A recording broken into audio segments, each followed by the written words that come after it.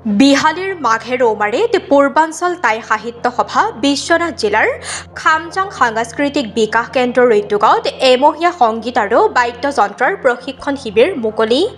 বিহালী মাঘেৰৌমাৰে পূৰ্বাঞ্চল টাই সাহিত্য সভা বিশ্বনাথ জিলাৰ খামজাং সাংস্কৃতিক বিকাশ কেন্দ্ৰৰ উদ্যোগত আৰু টাই সাহিত্য সভাৰ বিশ্বনাথ জিলাৰ সম্পাদক ডাক্তৰ চাও পূৰ্ণেশ্বৰ বৰাৰ নেতৃত্বত আৰু টাই আহোম যুৱ পৰিষদৰ বিশ্বনাথ জিলাৰ সভাপতি যজ্ঞেশ্বৰ বৰাৰ সহযোগত বিহালী মাঘেৰৌমাৰীৰ বীৰাংগনা মূলা গাভৰু সমন্বয় ক্ষেত্ৰত কণ কণ শিশু আৰু যুৱক যুৱতীসকলৰ মাজত এমহীয়া সংগীত আৰু বাদ্যযন্ত্ৰৰ প্ৰশিক্ষণ শিবিৰ মুকলি কৰা হয়।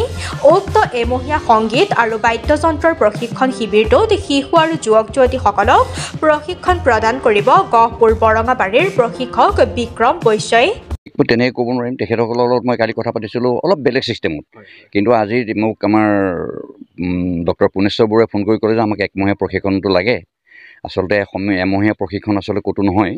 এইটো হ'ল ধৰক আমি এতিয়া তেখেতৰ লগত কথা পাতি এমহীয়া কৰোঁ, 15 দিনীয়া কৰোঁ, কণ্টিনিউ কৰিলে 15 দিন হ'ব বা ধৰক এমহীয়া কৰিব পৰা যাব। আমি তেখেতসকলৰ লগত আলোচনা কৰি কথাটো ক'ব পাৰিম আপোনালোকক।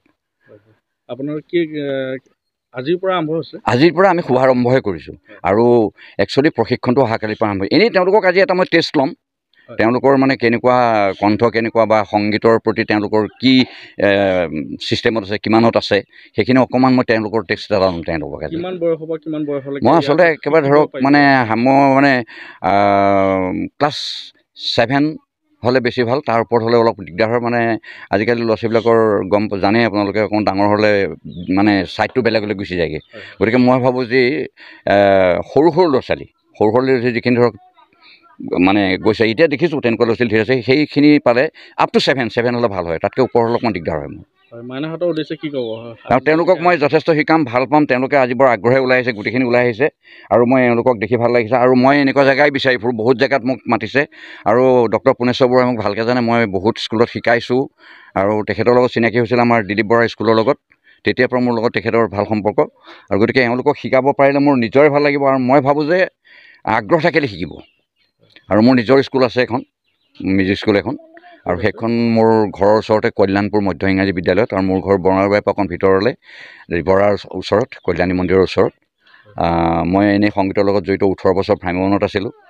ভ্ৰাম্যমানত মই সংগীতেই গাইছিলোঁ আৰু সংগীত মানে পৰিচালনা কৰিছিলোঁ। তাৰপৰা সেয়া বাদ দি পেলাই এতিয়া এইবিলাকতে জড়িত হৈ আছোঁ। বিশেষকৈ সৰু ল'ৰা ছোৱালীক শিকাই বেছি ভাল পাওঁ মই। যুৱক যুৱতীসকলে শিকিব বিচাৰিলে মই একদম বিৰাট আগ্ৰহীসকলক মই আগবঢ়াই দিবৰ কাৰণে সদায় প্ৰস্তুত হৈ আছোঁ। পোনপ্ৰথমে মই আপোনালোকক ধন্যবাদ জনাইছোঁ। কথাটো হ'ল এনেধৰণৰ, যিহেতু বৰ্তমান যি দেখা পোৱা গৈছে যে কিছুমান শিল্পী জগতখনত নতুন পুৰণি কিছুমান শিল্পী থাকে, যাৰ গানৰ প্ৰতি আগ্ৰহ থাকে, কিন্তু তেওঁলোকে তেনেকুৱা এটা মঞ্চ নাপায় য'ত নেকি মানে গান কণ্ঠৰ মানে কেনেধৰণে সুৰ সঞ্চাৰ কৰিব লাগে সেইখিনি সুবিধা নোপোৱাৰ বাবে বহুতো আমাৰ মাজত কণ উঠি অহা প্ৰজন্ম, খুব ভাল কণ্ঠ থকা কিছুমান শিশু লুপ্ত হৈ থাকিবলগীয়া হৈছে। সেই খাতিৰত আমাৰ পূৰ্বাঞ্চল টাই সাহিত্য সভা বিশ্বনাথ জিলাৰ তৰফৰ পৰা আমি বিহালী মাঘেৰৌমাৰী যি খামজাং এটা ষ্টুডিঅ' আছে, খামজাং যি টাই সাংস্কৃতিক বিকাশ কেন্দ্ৰ, এই কেন্দ্ৰটোত আমি বিশেষতে যি উঠি অহা প্ৰজন্ম, যি নেকি আমাৰ সংগীতৰ প্ৰতি যাৰ মানে আগ্ৰহ আছে, সেই ব্যক্তিসকলক মানে আমি অকণমান সুবিধা দি যাতে আমি তেওঁলোকক সংগীতৰ জগতখনত যাতে অকণমান পোহৰলৈ আগবাঢ়ি আহে বা সংগীতৰ প্ৰতি যাতে আমাৰ মাজৰ পৰা একোজন ভাল শিল্পী জন্ম হয়, তাৰ বাবে এই বৃহৎ প্ৰচেষ্টাটো লোৱা হৈছে। আৰু আমাৰ এই প্ৰচেষ্টাটোত সুদূৰ গহপুৰৰ যিহেতু আমাৰ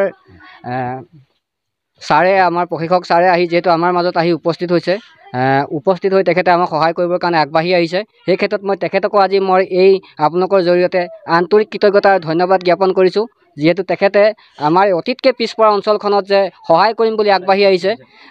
আমি পূৰ্বাঞ্চল টাই সাহিত্য সভাৰ তৰফৰ পৰা আমি তেখেতক আন্তৰিক কৃতজ্ঞতা আৰু মোৰ সহস্ৰ প্ৰণিপাত আৰু শ্ৰদ্ধা জ্ঞাপন কৰিছোঁ, যাতে তেখেতৰ যোগেদি আমাৰ এই অতি পিছপৰা অঞ্চলৰ পৰা যাতে যিসকল শিশুৱে আজি শিকিবৰ কাৰণে আহিছে, ইয়াত সংগীতৰ চৰ্চা কৰিবৰ কাৰণে আহিছে, তেখেতসকল আগবাঢ়ি যাব বুলি আমাৰ আমি আশাবাদী।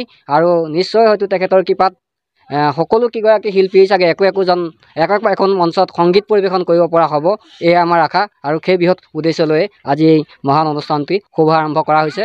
আৰু এই অনুষ্ঠানটো আমাৰ এমহীয়া হিচাপত হ'ব মানে তেওঁলোকে কিমান দিনৰ ভিতৰত আয়ত্ব কৰিব পাৰে যে সংগীতৰ বা বাদ্যযন্ত্ৰৰ তেওঁলোকে কিমান দিন সময় লাগিব এইটো হয়তো ছাৰ তেওঁলোকৰ লগত যেতিয়া ডিছকাশ্যন কৰিব সেইমতে আমি আপোনালোকক জনাব পাৰিম পৰৱৰ্তী সময়ত আপোনালোকৰ লগত আমি যোগাযোগ অব্যাহত ৰাখিম পৰৱৰ্তী সময়ত আপোনালোকক যোগাযোগ কৰিম গতিকে আমি ইমানখিনিকে কৈছোঁ আপোনালোকক আজি বৰ্তমান গতিকে ধন্যবাদ জ্ঞাপন কৰিলোঁ আপোনালোকক বিশ্বনাথৰ পৰা বিমান দাসৰ ৰিপৰ্ট সুহান আলাইভ